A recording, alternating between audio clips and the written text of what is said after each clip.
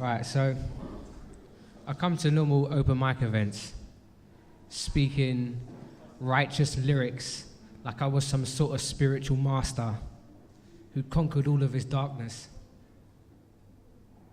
Whereas in reality, I was just that guy that was creating poetry to brush under the carpet. Coming up with excuses like, fuck it. This is just the result of a heart that's lived a life of hardship. Looking in the mirror, asking myself, am I that strong lion or his victim's carcass?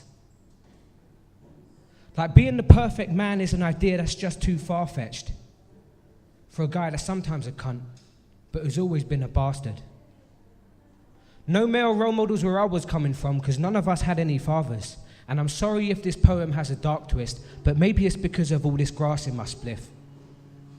Looking like I got no spark for life left as I'm looking lifeless, with a bloodshot iris, pale face and dry lips.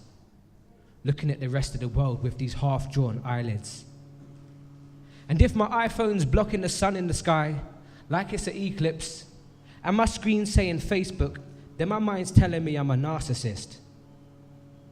Because none of my statuses could even touch the surface on why if no one clicks like on my updates, would it make me feel worthless?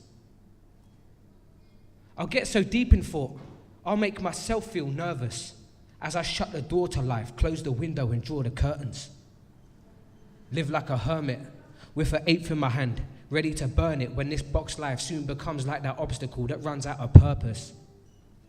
Like that parked car in the bay, without its parking permit, just sitting in the dark, watching all your dreams get murdered and looking at the worst of it, and knowing that it may be because it's just you deserved it.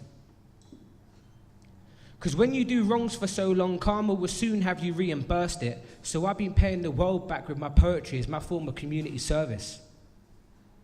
And last year I paid back all my shit, and I took a trip to the bay, and I skipped across the gaps in the broken bridge, where I went to visit this psychedelic pharmacist, where I then joined by the hips of two old kindred spirits that reminded me that progression in myself was nothing but limitless. Being in the presence with these guys was what the same feeling is what winning is, as we laid under the stars at night and saw heartwarming images. I spoke about my sister's kids.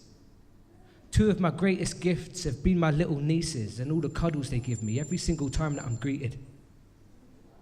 It's like my insides get moved by an invisible force of telekinesis that connect me to the truth of all of these wonderful universal secrets.